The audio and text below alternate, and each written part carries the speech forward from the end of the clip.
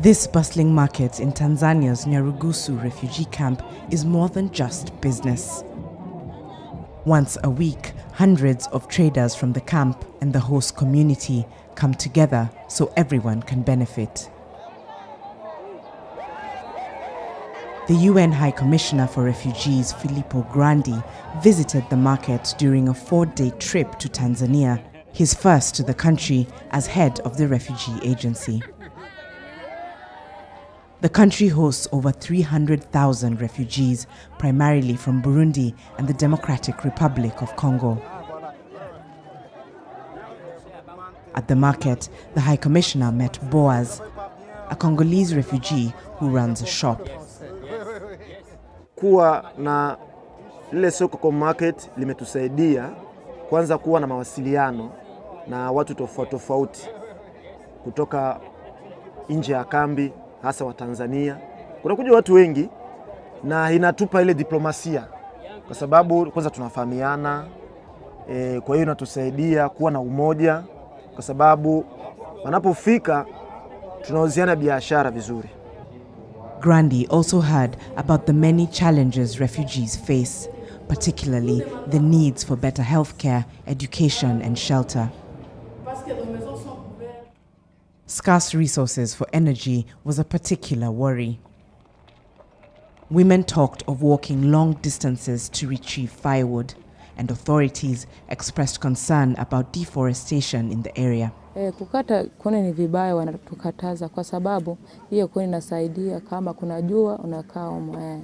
The High Commissioner pledged to mobilize support to ease pressure on the environment where refugees and hosts share resources. After so many years, a certain impatience that we need to manage.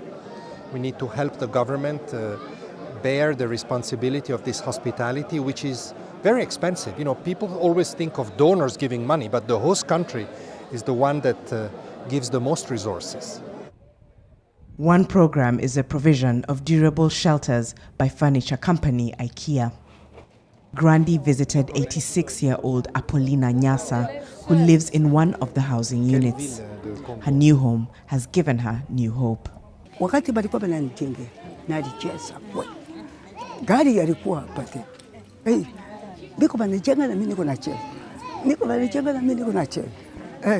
Kumaliza tu pale nikaingia ndani. Tanzania has a decades-long tradition of hosting refugees.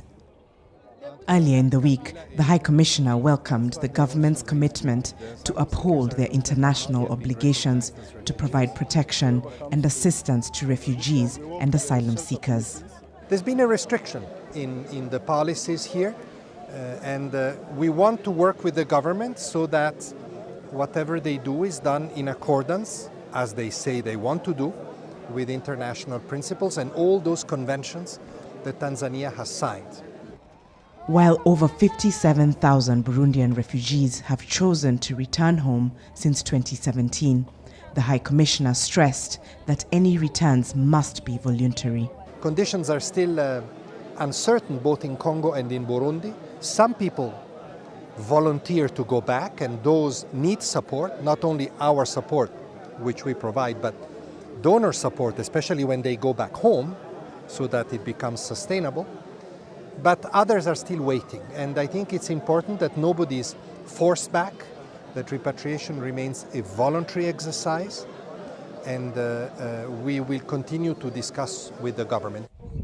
The High Commissioner also welcomed Tanzania's adoption of the UN Global Compact on Refugees, which calls for more inclusion for people forced to flee and stronger support for their hosts so they can continue to extend their generosity.